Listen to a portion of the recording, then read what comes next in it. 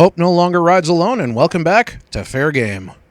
I'm Jaimas, and you're watching episode 10 of our Megaman Soccer playthrough, where we are going after Protoman. If you can believe it, this is actually our second to last episode. That's right, the Wily Castle in this game only has 3 levels. That's actually less than Mega Man 1. But no sense lollygagging around, because let's get into who we're facing today. Protoman is, without exception, the single hardest thing you have seen thus far in the game. Those who saw the last episode, where I was facing Anchor, would notice that really even only your fastest units had any hope of keeping pace with him. That's the case, only worse, for Protoman. With 47 speed, the only characters faster than him are Iceman, Gemini Man, and Dr. Wily himself. And unlike those first two, Protoman has the stat line of Mega Man to back that up otherwise. Even Anchor, the fastest character we've gotten so far, and just got, has absolutely no hope of outrunning him. On top of this, Anchor's ability to block most super shots won't help him at all against Protoman, because Protoman is one of the few shots he can't stop.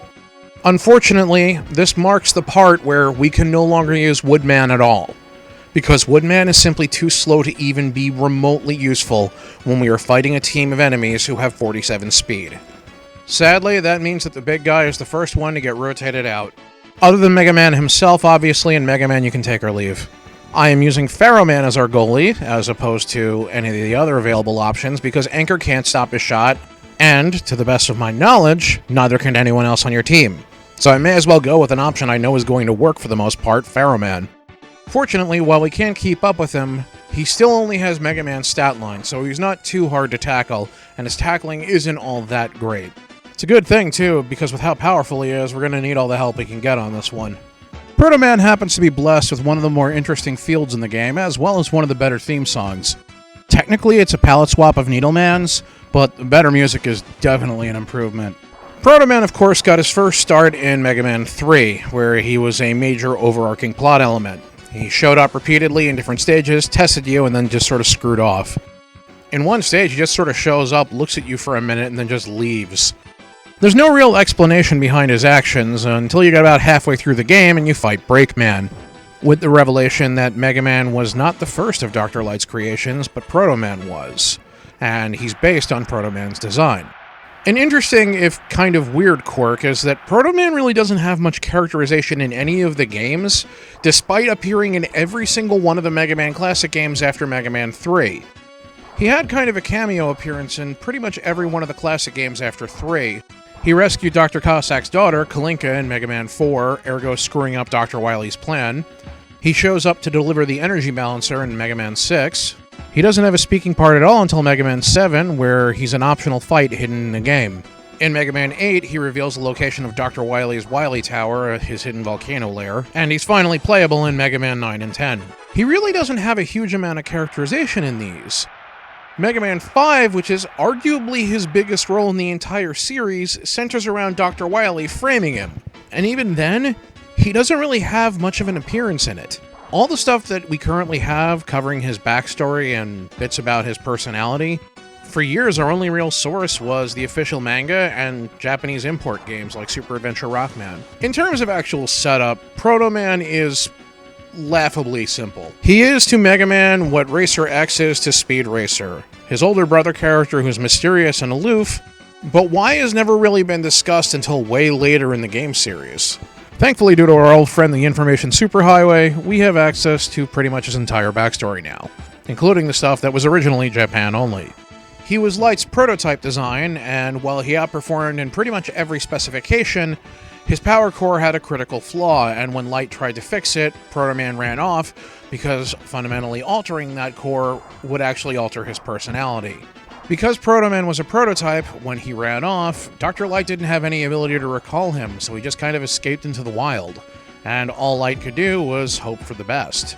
Thankfully, the best is basically what happened, with Protoman successfully playing Wily against himself, and essentially helping out Mega Man during Mega Man 3. The few bits of characterization he does have, such as from the likes of Mega Man the Power Fighters, really does a good job of painting him as a loner by choice. Like he puts it in Mega Man Powered Up, robots are machines that follow orders. I'm a machine that doesn't, so what does that make me? A lot of the best works involving Protoman, both official and fan works, play with this concept a little bit. He comes across as someone who's kind of a glitch in the system and is still trying to figure out his own way. Someone who's still asking himself the big questions of what it means to be a robot with sentience, and the implications of Light creating Megaman as a successor to him. It's some heavy stuff. It gives you a lot to think about. Which is why I'm completely going to undermine that by now talking about Protoman and the Ruby Spears Megaman cartoon. Protoman and the Ruby Spears cartoon is a thing of fricking beauty. In addition to being voiced by Scott McNeil and quite literally in his element throughout, since as Scott McNeil also voices Wily, can be boiled down to Scott McNeil getting in an argument with himself. Now the cartoon changes up both Protoman's backstory and his personality quite a bit. His personality is much more in line with Base's in that he's a rival character for our hero. In the Ruby Spears cartoon, he is heavily implied to be the original prototype that Dr. Light and Dr. Wily test in the first episode. Now, at no point is it ever stated outright, yes, Protoman was that prototype. But it's going to make a hell of a lot of sense when you bear in mind what I'm about to suggest to you about this particular character and how it was designed. In the first episode, Light and Wily originally worked together. What led to Wily going off the rails was actually the fact that Light insisted that it was the guidance system of the prototype that was responsible for the prototype going berserk, a system that Dr. Wily himself designed. So why is that important? Because Light insists that Dr. Wily destroys the plans, and Dr. Wily refuses to. And we see him at Skull Fortress later, having taken with him the prototype. While Dr. Wily will never actually say it, and certainly not now that the show's been cancelled, for all of his problems with him, Protoman in the Ruby Spears cartoon means just as much to Dr. Wily as Megaman does to Dr. Light. Protoman is, quite literally, the only character in the Ruby Spears Megaman cartoon that Dr. Wily treats as a human being. And while Wily isn't completely tolerant of Protoman's failures, and he sure as hell isn't completely tolerant of Protoman's backsass, the fact that he accepts backsass from Protoman in the first place speaks volumes. He never treats any of the other robots with even a fraction of the respect he treats Protoman. Whereas it seems like he can barely trust Cutman or Gutsman to steal the prize from a cereal box, he actually allows Protoman to have a huge amount of leeway in how he wants to handle a given situation, something he gives literally no other robot master. There are multiple times throughout the entire series where Protoman refuses to do Dr. Wily's orders at all, and either insists on doing something his way, or completely ignoring his orders entirely. Several times throughout the show, Wily shows that he will reprogram any robot if it pisses him off too much. And while on multiple occasions he has threatened to scrap Protoman or deal with Protoman in some other way, most of the time, he tolerates his minor mutinies. In one of the early episodes, Wily tells Protoman to destroy Megaman, and his response is, "Sure, but I'm doing it the way I want to." And as he runs off, Wily's response is, "I need to install some humble chips in that boy." Considering how goofy the Ruby Spears Megaman cartoon tended to be on occasion, this is an amazing mechanic they set up between the two. And by all accounts, it was completely intentional. Like I said, KJ Inafune helped with a number of episodes, including the first one, and the character setup on Protoman was partially his doing. I genuinely love this setup. Not only because it actually shows that Wily isn't a complete monster, just most of one. Because while Protoman in the Ruby Spears cartoon is a gigantic jerk, it really works. No joke, general consensus among the fans of the Mega Man Ruby Spears cartoon is that the episode Brobots, which heavily features both Protoman and Mega Man, is one of the best episodes. And holy crap, Dustman is just earning his pay today. I know someone who's actually going to go to the Wily finals. You go, my vacuum-headed friend. Don't go changing for nobody. Anyway, where the hell was I before Dustman kind of impressed me there? Oh, right, Brobots. The episode is great. It centers around Protoman faking being good for a bit so as to foster one of Dr. Wily's schemes. Some very interesting things happen during this particular episode, however, not the least of which being that no one in the Heroes actually falls for it. However, it comes up during the episode that, as screwed up as things are between Megaman and Protoman, Megaman has legitimately always wanted a brother relationship with Protoman. And we know from basically every other episode in the series that the reverse is also true. However, because of their different origin points, and conversely the scientists that they're choosing to back, They have very different ideas on what such a relationship would involve. Mega Man's idea of a perfect relationship with his brother is exactly what it sounds like. Protoman's idea of a perfect relationship with his brother is being able to fight alongside him. Mega Man wants Protoman reprogrammed to be decent. Protoman just wants Mega Man on his side. Again, this is a fantastic character dynamic, and frankly, way better than the Ruby Spears Mega Man cartoon deserved. It helps that Protoman is also one of the funniest characters in the entire show. He's one of the only ones who will openly sass Wily, which has more than once led to him having a joke that somehow slipped past the censors. I love that Mega Man actually refers to him in an episode as, and I quote, as twisted as a car wreck. The funny part is, the implication is, he's programmed by Wily to be that way. Wily wants him to be an asshole. Bear in mind that when the control system malfunctioned, that was what caused the original prototype to go berserk. Wily never fixed that particular glitch, he just kind of went and rolled with it. Like I said, it's fantastic design and good to watch if you're an immature, crazy person like myself. We're making some pretty good headway against Protoman, so no. Oh my god, Pharaoh Man comes through with the clutch assist! Jesus, there's another Robot Master going to the championship. You go, man. Protoman's actually had a couple of other wildly entertaining appearances in different media, too. The music group The Protomen did their own take on the character, where Wily had already won in the future and Protoman was the only one who could do anything about it. Which I just realized is almost the plot for the Ruby Spears Mega Man cartoon episode Future Shock. The Megas also had a really interesting, really unique take on Protoman as well, portraying him as a deeply conflicted individual, accepting of what he is, but at the same time, also haunted by the problems that he has. I am almost 90% certain that this was also behind the characterization that he had in both Mega Man Powered Up and also the Mega Man Archie comics. I remember when I was younger, I used to do babysitting, and the kid I used to babysit for frequently, he loved Mega Man, but Protoman was his favorite character.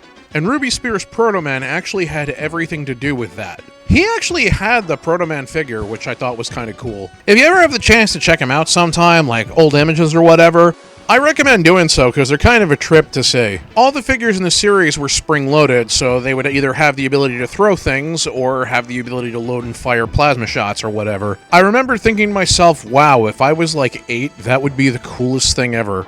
You know, while we're on the subject of collectibles, my friend Justin years ago actually sent me a D-Arts figure of Vile for Mega Man X.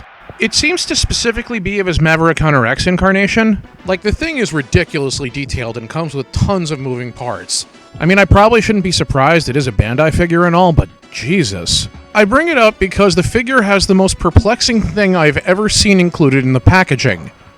A shot of bourbon. No joke, it's a little action figure-sized cup, specifically that fits in Vile's hand, filled with plastic bourbon. For the longest goddamn time, I had no idea why this thing was included. There's an image on the back of the package that shows Vile drinking in a bar, but I'm like, I don't remember Vile drinking. The mystery was only solved sometime later by Jaina, of all people. Apparently, it's actually a reference to the Mega Man X manga. There's a scene in it where, after Armored Armadillo is killed, X comes across Vile drinking at a bar. In an unusually deep moment for Vile, he proceeds to declare that it wouldn't matter if there was bourbon or mud in the glass because Reploids can't tell the difference, with the implication being that Reploids don't actually have a sense of taste. That's like the most bizarre reference you could possibly throw in a box with a figure. I mean, don't get me wrong, I love the idea. Maybe I could see if Justin can order me an AK-47 Girls Frontline figure. See if I could start the Alcoholic Robot Super Friends. Alright, I need to ask that. Why are alcoholic robots a recurring theme in anime? Mega Man X's Vile is a heavy drinker. Burst Man in Mega Man Classic can purportedly hold his own. Virtually every single Russian T-doll in Girls Frontline is a raging alcoholic. Ashen Brodel in Super Robot Wars has multiple levels of potential inebriation. In Persona 3, Aegis gets completely crunk after taking too much sake. There's like a bucket full of Transformers episodes where the Transformers are getting drunk. I remember Lemon once mentioned that there's a promotional art for Cosmic Break where Crimrose is absolutely trashed. Hell, its arguable Western animation has just as many examples, with Bender Rodriguez being probably the forerunner. Actually, now that I stop and think about it, even Mega Man X got really drunk once. In the Mega Man X manga, he gets into Dr. Kane's booze at the end of the series. He actually winds up getting drunk to the point of actually throwing up. Now that's some next level robot booze hounding, getting to the point where you're having robot hangovers. How the hell do we keep winding up in these weird situations, people? It's like how we could start on the most mundane of topics and we will invariably, by the end of it, wander into something like robot-master relationship drama, or the implications and causes of robot alcoholism.